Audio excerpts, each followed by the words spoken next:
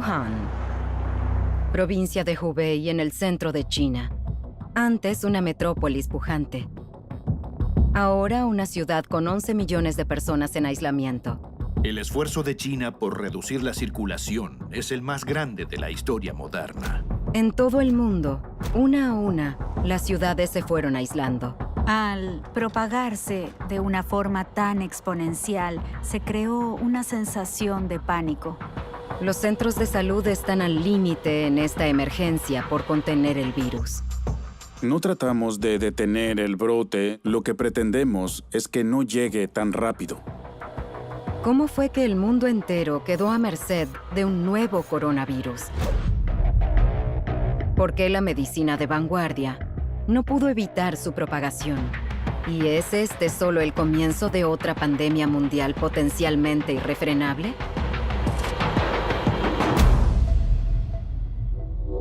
Brote de neumonía de Wuhan. Coronavirus. Organización Mundial de la Salud. SARS-CoV-2. Informe de situación 12. Producido por Precipice.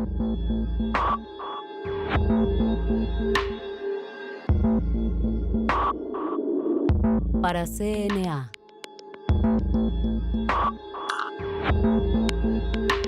Coronavirus. El origen. Wuhan, China. Diciembre de 2019 en Wuhan, al centro de China. Algo extraño sucede con sus habitantes. La gente se enferma repentinamente, como es el caso del padre de Wang Wei. Cuando mi padre se enfermó, al principio no nos preocupó demasiado. Tenía fiebre, debilidad y pérdida del apetito, además de dificultad para respirar. Con la idea de que era un episodio de gripe invernal, la familia de Wang Wei apostó a lo seguro y lo llevó al hospital. Nos dijeron que sería neumonía. En el hospital había una gran cantidad de casos iguales al del padre de Wang Wei. Los médicos comenzaban a alarmarse. En cuestión de días, los expertos notaron que esta gripe misteriosa era de hecho un nuevo virus contagioso que amenazaba con propagarse rápidamente. Los científicos en China intentan determinar si la nueva cepa de un virus causa un brote de neumonía en la ciudad de Wuhan. Los científicos de todo el mundo comenzaron a trabajar aunando fuerzas para comprender este nuevo virus, de dónde provenía, cómo se comportaría y, lo más importante, qué podía hacerse para detenerlo. A finales de diciembre, las autoridades sanitarias de Wuhan habían informado 27 casos de neumonía ante la Organización Mundial de la Salud. Aunque no todos revestían gravedad, había algo que sí era común a todas las víctimas, lo cual encendió la alarma. Lo que tenían en común era un mercado mayorista de mariscos en Wuhan, donde también se vendían animales exóticos. Todos los pacientes trabajaban o habían ido ahí. Un mercado mojado es un lugar muy peligroso, donde es muy propicia la transmisión de virus. Los científicos vienen advirtiéndolo desde hace al menos medio siglo. ¿Y cuál es el peligro exactamente? Que de algún modo, un virus animal pueda dar un enorme salto de una especie a otra hasta llegar a los humanos. Enfermedad zoonótica se define como la transmisión animal-humano. En un mercado mojado puede haber más de 100 especies de animales vivos bajo un mismo techo. En su búsqueda de supervivencia, los virus están constantemente al acecho de nuevas oportunidades para reproducirse y propagarse, lo cual implica hallar nuevas especies huésped. Los virus son parásitos intercelulares perfectos, por así decirlo, porque una vez que logran entrar al huésped, pueden utilizar la mecánica de ese organismo para su propio funcionamiento. Pero el proceso de transmisión de un virus de una especie a otra no es algo simple. Normalmente termina fracasando a causa de las disparidades genéticas de los dos huéspedes. Dada la capacidad de los virus de reproducirse de a miles de millones, pueden mutar rápidamente. La mayoría de las mutaciones no ayudan al virus a acceder a un nuevo objetivo, pero por causas totalmente azarosas, una mutación puede lograr transmitirse a otra especie. Con el tiempo, las posibilidades de que un virus se transmita exitosamente van incrementando. Por eso estos mercados son peligrosos, porque el virus está en contacto con muchos otros animales. Es prueba y error. Si uno logra salir, o bien pasa a un humano, o sigue contaminando al resto del mercado a través de la materia fecal, la orina o la sangre, porque algunos animales se matan ahí mismo. Ahí hay mucha sangre y la gente usa mangueras para limpiarla. De esa forma, el virus se transmite de modo increíble.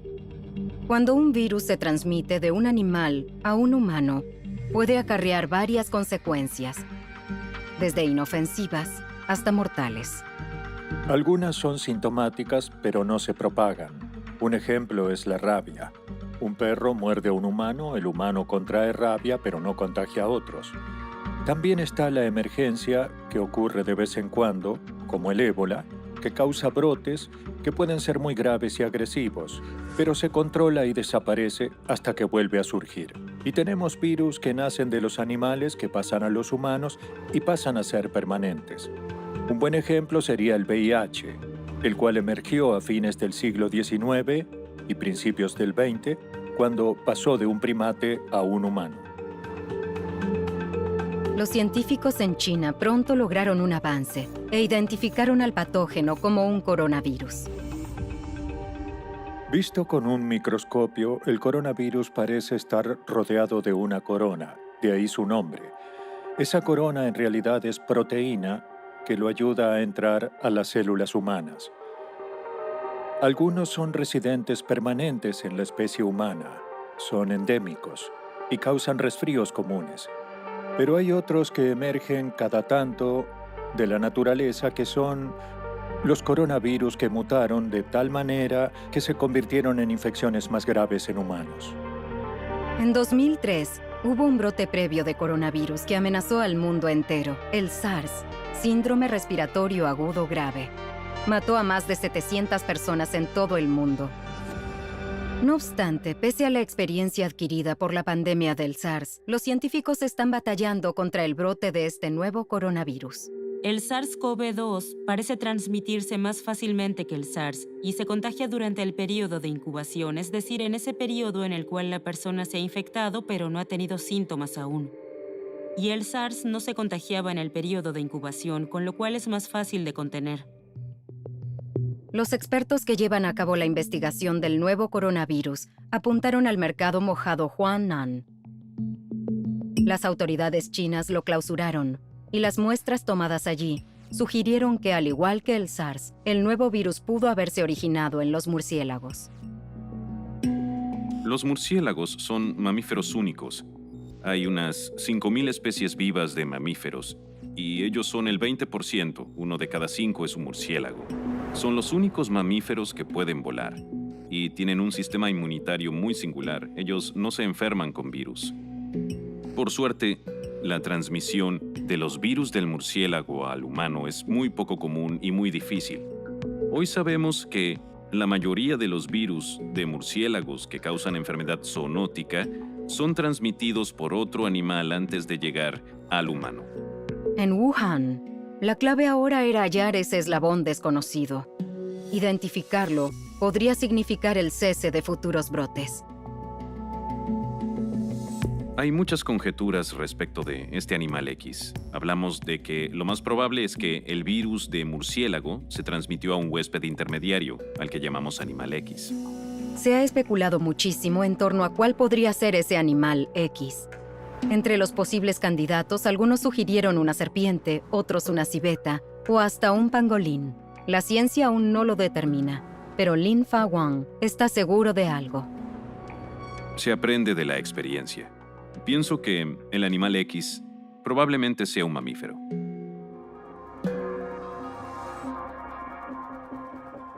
Los científicos estaban abocados a saber más del nuevo coronavirus, y el 11 de febrero de 2020, la Organización Mundial de la Salud lo identificó oficialmente como SARS-CoV-2. Y la enfermedad que causa es la COVID-19. Declaro que es una emergencia de salud pública de alcance internacional. Países de todo el mundo tomaban cada vez más medidas urgentes para contener la propagación, pero eran en vano, y a la par surgía una nueva inquietud. El virus comenzaba a ganar masa crítica. Coronavirus. El origen. Una neumonía viral golpea a Wuhan, en el centro de China. Nos dijeron que era neumonía. Los científicos en China pronto lograron un avance e identificaron al patógeno como un coronavirus. El SARS-CoV-2 se transmite más fácilmente que el SARS. Declaro que es una emergencia de salud pública de alcance internacional. China y la OMS ahora trabajaban en conjunto y compartían toda información disponible sobre el nuevo coronavirus. Pudieron identificar que era un nuevo coronavirus en muy poco tiempo, pero sigue habiendo muchas cosas que desconocemos. La fuente de información hoy en día es la Organización Mundial de la Salud. Allí filtran toda la información que circula, se aseguran de que sea válida y luego hacen una evaluación de riesgo regularmente, presentan evidencias y hacen recomendaciones. En las salas de control como esta en Manila, la OMS planea una respuesta. Para que funcione, todo depende de que cada país distribuya la información de manera efectiva. Normalmente lo que observan es quién se enferma, por qué se enferma, cómo se enferma, e inmediatamente se intenta descubrir la forma de detener el brote. Una forma de descifrar los secretos de un virus es mediante el análisis de su código genético. A días de haber informado el brote, los científicos chinos descubrieron la secuencia genética del virus y la compartieron con el mundo. Algo importante es que desde hace unos 30 años podemos hacer una secuencia genética de un nuevo virus, o sea que podemos entender cómo se aplica cada bloque que conforma al virus. Podemos determinar, en muchos casos, de dónde viene el virus y hacia dónde va. Una vez obtenida la secuencia genética de este coronavirus, era posible identificar que era muy similar genéticamente, alrededor de un 80% de su mapa genético al virus del SARS. Pero que haya similitudes genéticas muy estrechas entre los virus de la misma familia no implica que vayan a comportarse de la misma manera. Que haya un 20% de diferencias es una gran diferencia. Entonces sí están relacionados.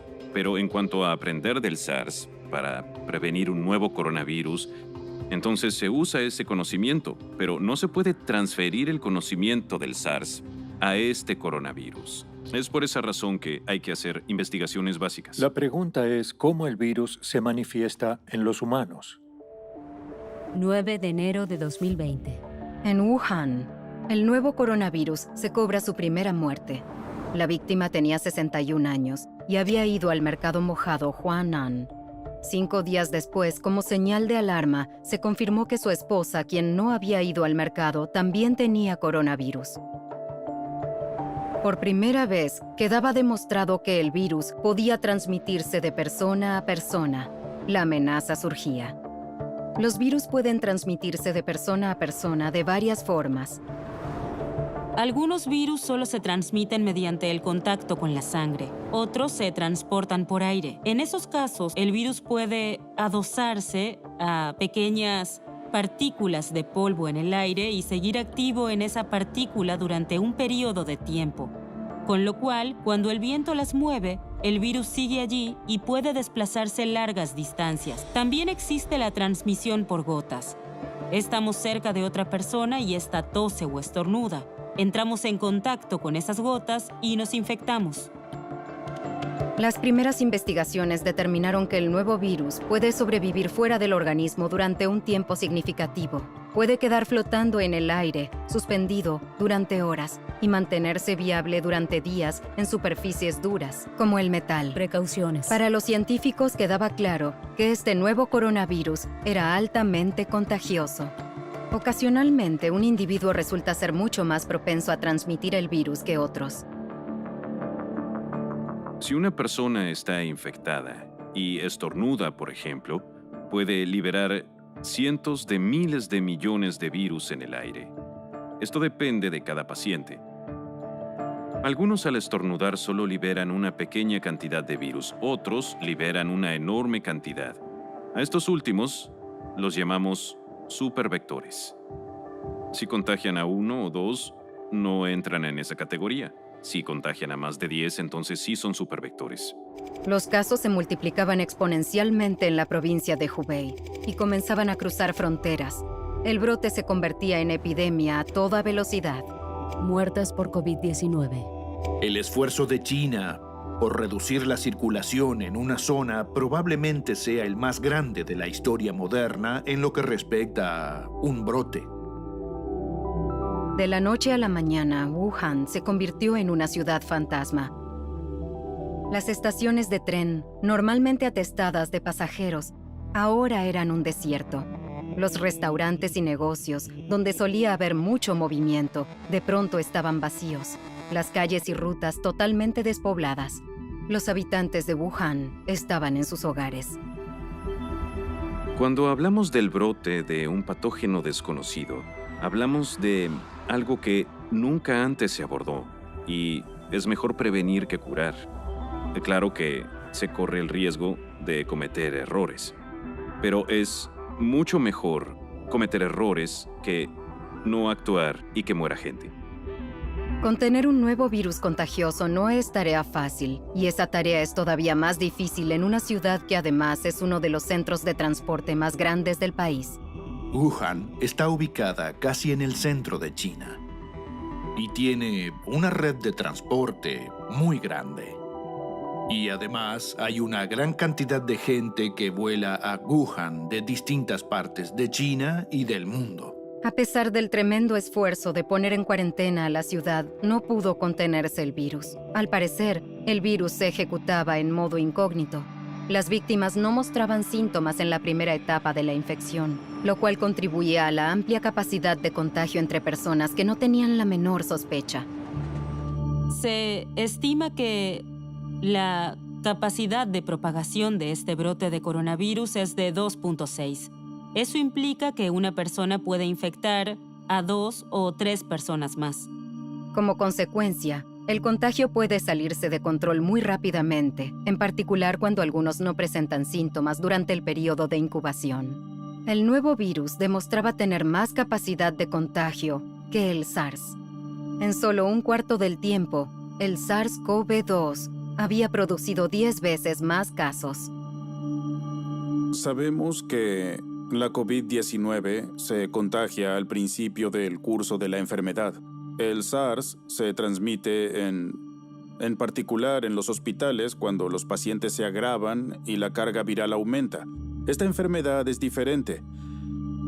Hablamos de transmisión comunitaria y es obvio que se da tempranamente en los primeros días. Y tenemos casos que se dieron antes de que los síntomas se notaran. Parecía ser que los científicos llevaban las de perder.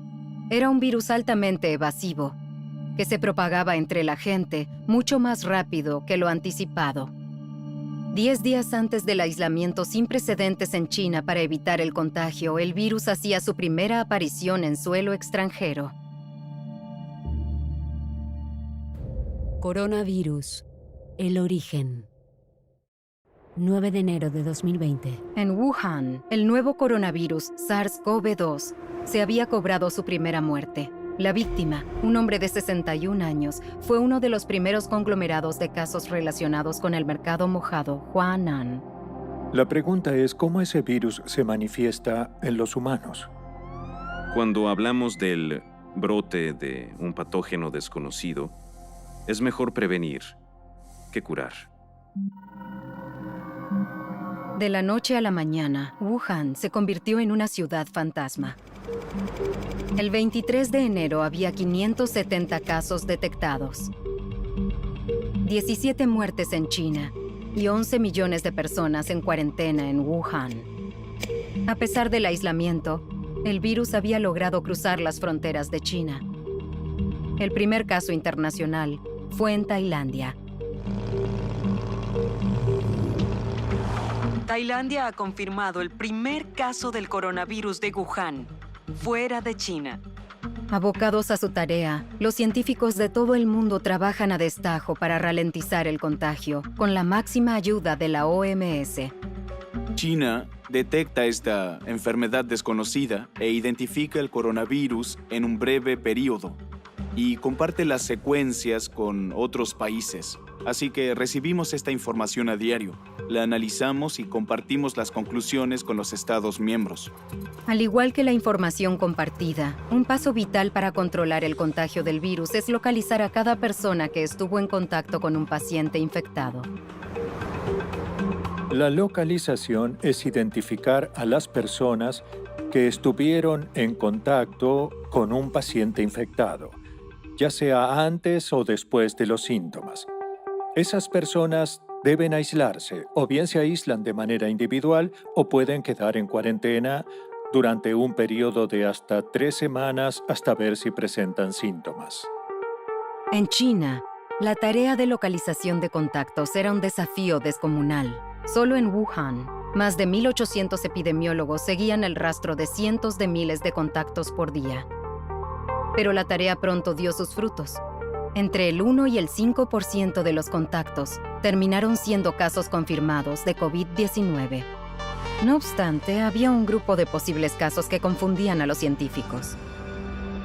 Puede haber personas infectadas por el virus que en ningún momento desarrollen ningún síntoma, que ni siquiera sienten debilidad ni dolor muscular ni nada. Son asintomáticos. Es algo muy preocupante, porque no hay forma de conocer el nivel de base de la infección viral en la población. Con cada vez más casos, los gobiernos de todo el mundo comienzan a poner más atención y a prepararse para el brote local. Las aerolíneas comenzaron a suspender vuelos por el temor a la epidemia del coronavirus. La Dirección General de Aviación Civil ordenó a aeropuertos y aerolíneas que revisen a los pasajeros que lleguen de Japón y Corea del Sur. La contención se volvía la estrategia clave contra la COVID-19. Para minimizar el riesgo de importar individuos infectados, los países comenzaron a restringir los vuelos provenientes de zonas afectadas. Los países están tomando medidas para protegerse. Una es simplemente observar lo que sucede en China para determinar qué puede funcionar y qué no. Lo segundo es que algunos países avanzaron con las restricciones de viajes desde o hacia China o pusieron en cuarentena a quienes habían estado en China. Yo volví de China hace unos 4 días. Formé parte de la misión conjunta OMS-China. Y tal como se realiza en Singapur y en muchos otros países, se debe cumplir con una cuarentena de 14 días en los casos en los que se haya regresado de zonas de alto contagio. Así que me quedo en casa y hago mi trabajo, pero lo hago desde mi oficina aquí en casa. A medida que crecía la cancelación de viajes en todo el mundo, la realidad era que los científicos no podían detener el virus. Llegaron a otra conclusión más pragmática. No tratamos de detener el brote, sino que tratamos de que llegue lo más lento posible. Si se da de manera muy abrupta, los centros de salud se verán superados y la tasa de mortalidad aumenta si los centros de salud no dan abasto. La mayoría de los sistemas sanitarios ya operan al límite de su capacidad. Este brote podría sobrepasar esa capacidad. El consejo de los expertos era intentar ganar tiempo. Los hospitales tienen una tarea muy difícil. Tienen que cuidar de los pacientes de manera segura, pero tienen que asegurarse que los trabajadores de la salud estén seguros. Así que necesitan suficientes habitaciones para los pacientes. Se debe contar con medios de transporte seguros, como ambulancias, y se necesita un sistema sanitario hospitalario que cuide a los pacientes de manera segura. En Wuhan, los hospitales se esforzaban para atender al flujo de pacientes. Li Hua, residente de la ciudad, tenía una amiga que se contagió del virus, pero que no recibió ningún tipo de tratamiento. Al principio, cuando tuvo síntomas, fue al hospital y un médico la diagnosticó con la enfermedad, pero no pudieron internarla porque estaban al límite de capacidad, tanto de médicos como de camas en el hospital. La mandaron a su casa en cuarentena. Estamos ante una situación especial en la que los recursos son limitados. Con la atención del mundo entero puesta en Wuhan, las autoridades chinas tuvieron que trabajar todavía más En un esfuerzo sin precedentes, las autoridades construyeron y reacondicionaron 16 hospitales más en cuestión de semanas. Fue gracias a ese esfuerzo que pacientes como la amiga de Li Hua pudieron recibir tratamiento médico. A la semana de haber sido internada, ella ya estaba mejorando.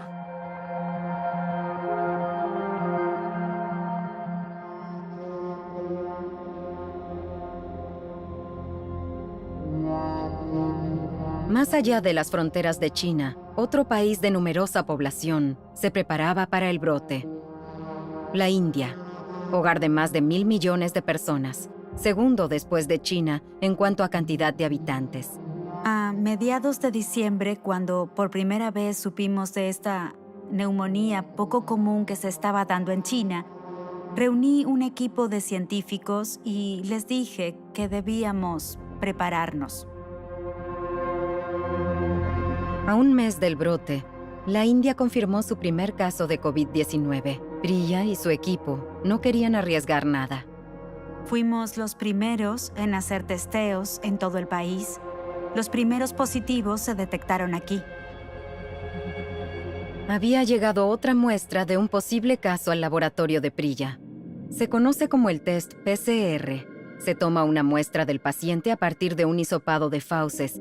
El test analiza el material genético en la muestra y busca la presencia evidente de ARN de coronavirus.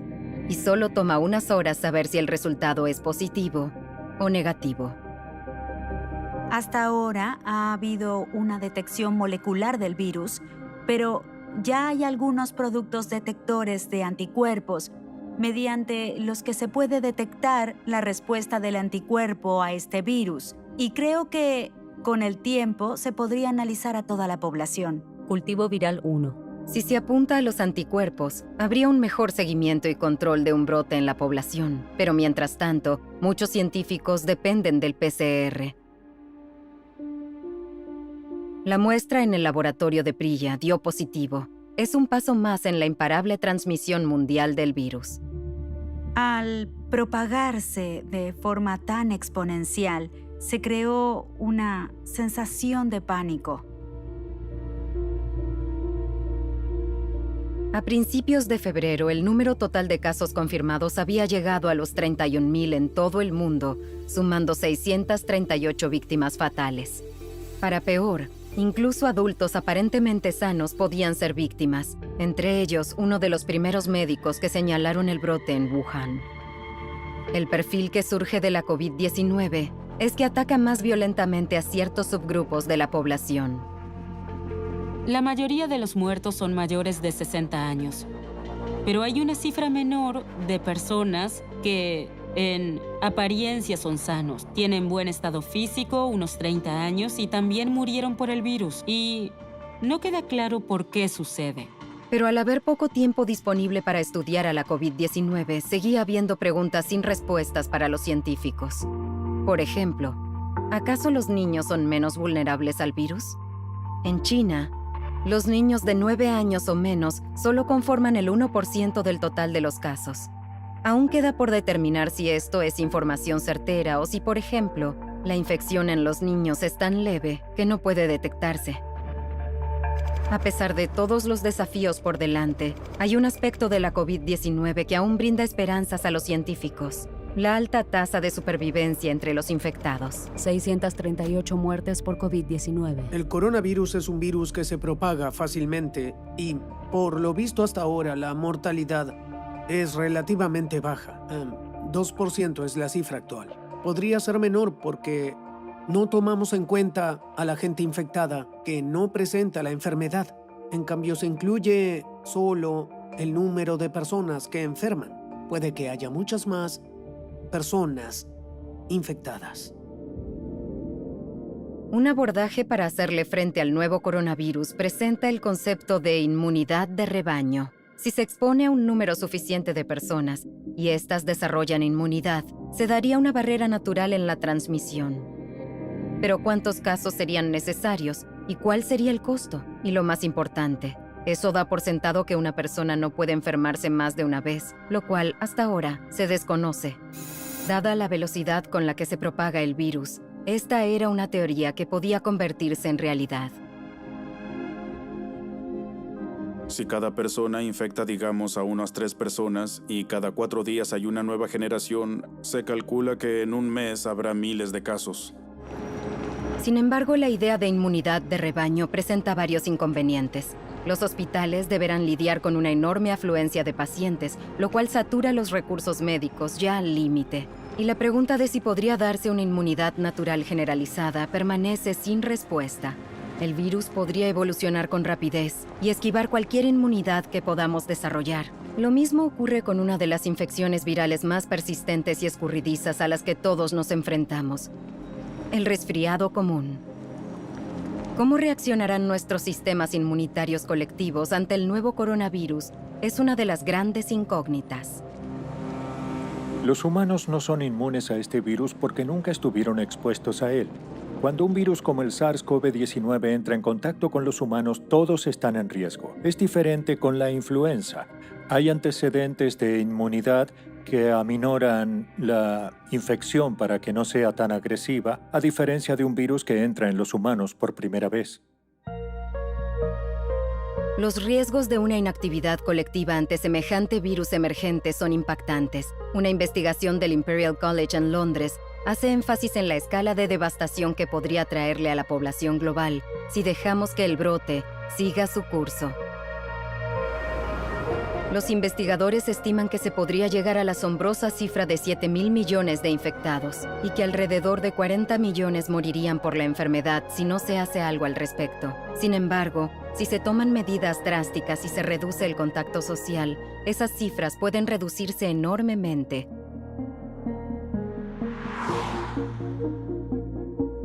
Nadie quiere aceptar la muerte por un virus, así que hay que desarrollar herramientas para enfermedades como el coronavirus, porque estos virus son comunes, seguirán apareciendo y necesitamos la vacuna.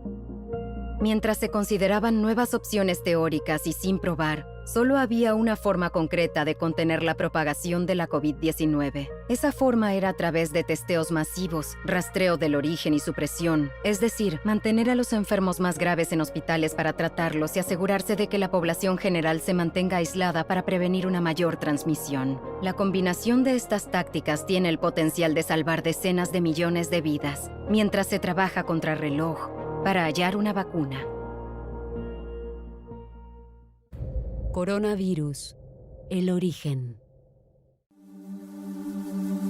El número total de casos en el mundo superó los 31.000.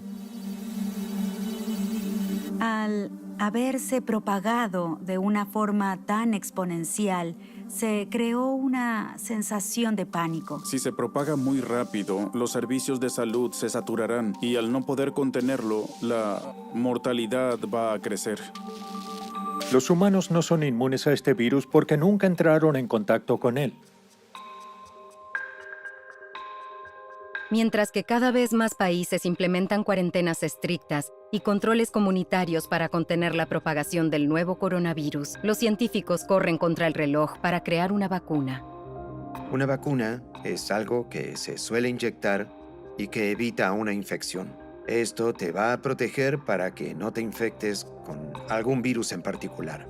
Una vacuna funciona así. Te inyectan una parte o una versión inactiva del virus. Tu cuerpo genera una respuesta inmunológica y lo recuerda, así que si vuelves a entrar en contacto con el virus meses o años después, la respuesta será mucho más rápida y te protegerá de ese virus. Existen muchos componentes para crear una vacuna. Científicos de este laboratorio en Oxford, Inglaterra, se centran en crear el antígeno.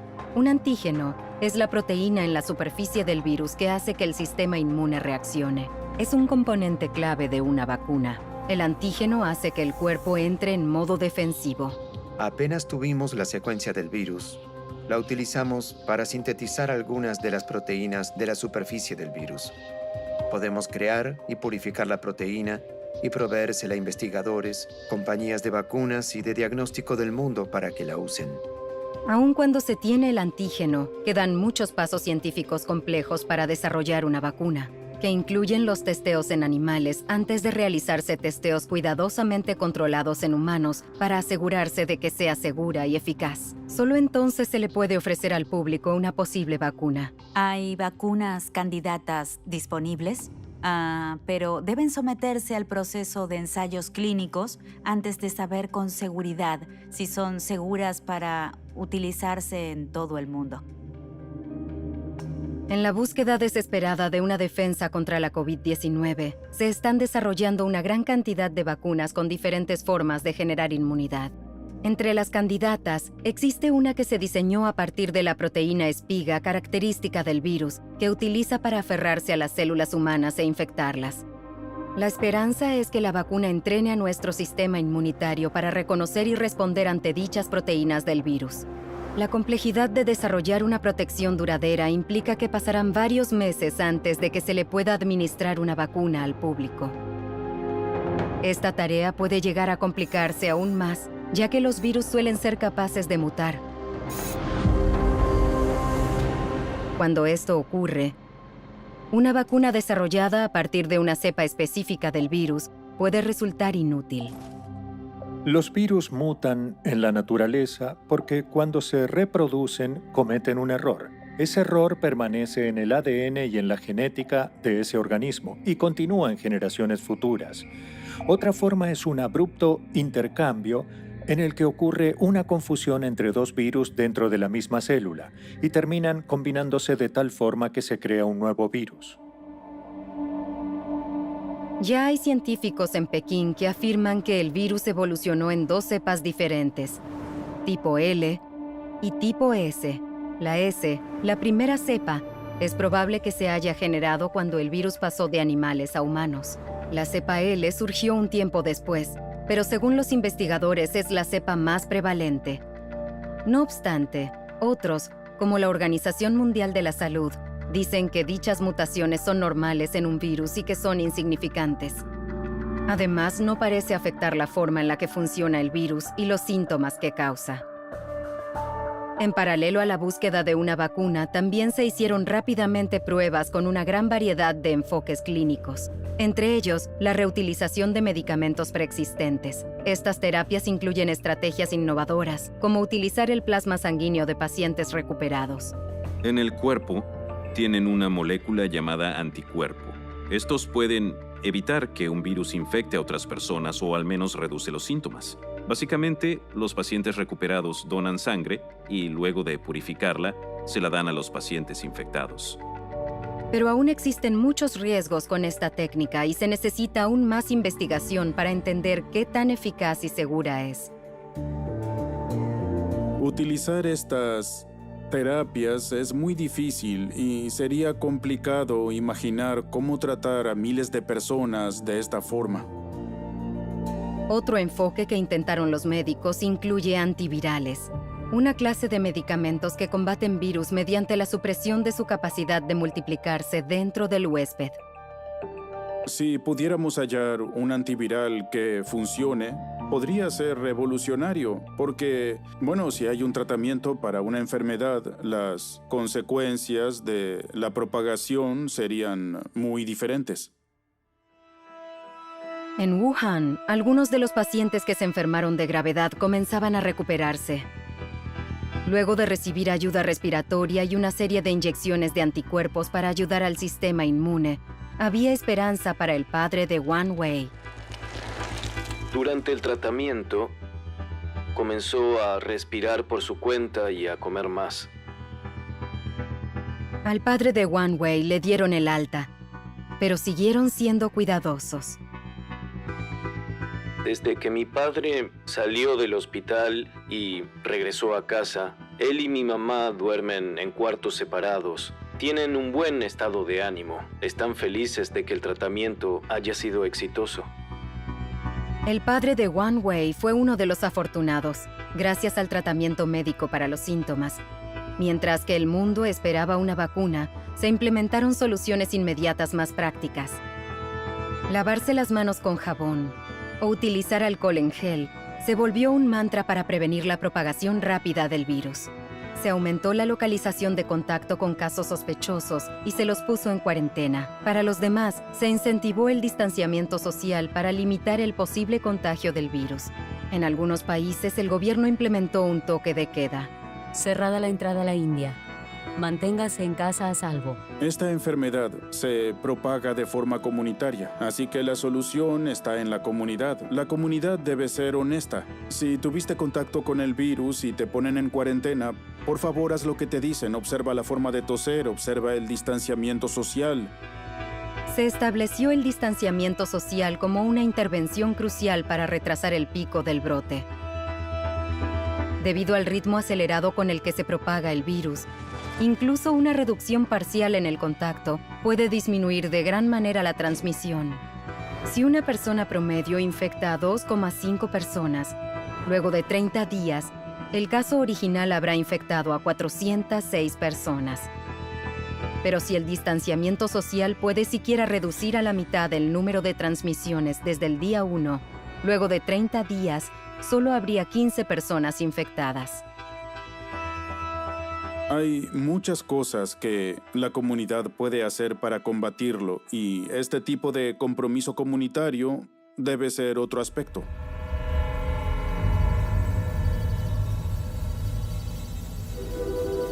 A principios de marzo se alcanzó el punto crítico. El número de casos fuera de China aumentaba más rápido que dentro de China. Daba todos los indicios de ser una pandemia. Cómo se desarrollaría podría verse afectado por las estaciones. En el pasado, los cambios climáticos ayudaron a contener enfermedades. Yo no creo que haya sido el festejo del Año Nuevo Chino el que haya causado el brote. Creo que fue el invierno, las estaciones invernales y la actividad en los mercados mojados. El virus sobrevive por más tiempo, sin dudas, en un ambiente frío. Esta teoría insinúa que las condiciones frías del invierno favorecieron la propagación del virus y sugiere que podría regresar en el invierno del hemisferio norte. Pero la ciencia es incierta y otros dudan de que el virus dependa del clima. ¿Podría volver en el próximo invierno del hemisferio norte? Esto sugiere que desaparecerá y yo diría que eso es poco probable. Podemos seguir intentando anticipar futuros epicentros. La completa erradicación de un virus es difícil de lograr. Aun si este coronavirus se erradicara de alguna forma en los humanos, si continúa sobreviviendo en su forma natural en un huésped animal, la reaparición en humanos es posible. De hecho, podría establecerse como un virus respiratorio común. Se pensó que el SARS sería un evento único y ahora se cree que ya no se genera de forma natural. No sabemos cuál será el desenlace, pero ese es el peligro de estas infecciones. El problema es lo que no se sabe.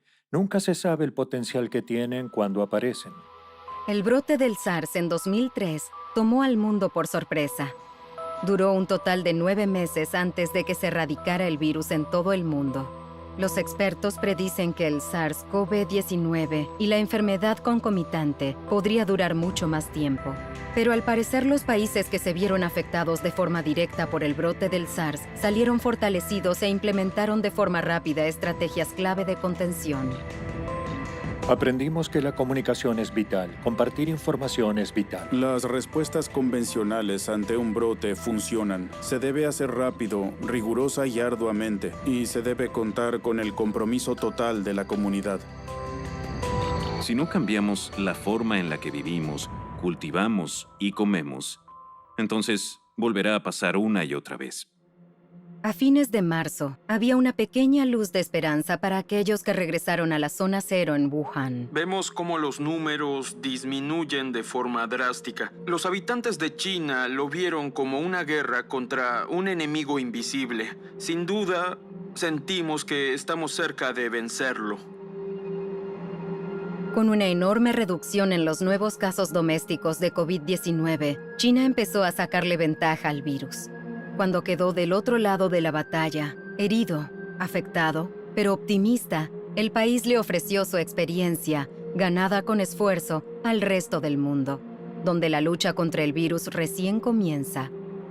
Mientras que otros países enfrentan un número de casos aún mayor, China e incluso Wuhan comienzan a volver a la normalidad. Se les permitió a los residentes dejar sus hogares por primera vez en varias semanas y los comercios comenzaron a retomar sus actividades. es muy liberador, luego de casi 2 meses de cuarentena, siquiera poder salir a caminar por el vecindario. La gente seguirá usando barbijos cuando salga, mantendrá el distanciamiento social porque ahora todos en Wuhan sienten la responsabilidad de no dejar que algo así vuelva a suceder. La ciudad comenzó a reabrirse en forma gradual, mientras el resto del mundo comenzaba una cuarentena. Por ahora parece que las acciones determinantes de China mitigaron la amenaza. Si el resto del mundo puede imponer medidas estrictas, las peores predicciones podrían no ocurrir. La búsqueda de una vacuna contra la COVID-19 llevará tiempo y no hay garantía de que sea efectiva. Es por eso que los expertos dicen que la mejor protección contra un brote viral quizá no provenga de un laboratorio de investigación. Es un error pensar que la medicina puede parar un brote. Lo que puede parar un brote es la ciencia de la conducta, que la gente entienda qué causa la infección y cómo pueden protegerse. Esa es la forma de superarlo, esa es la forma de parar un brote.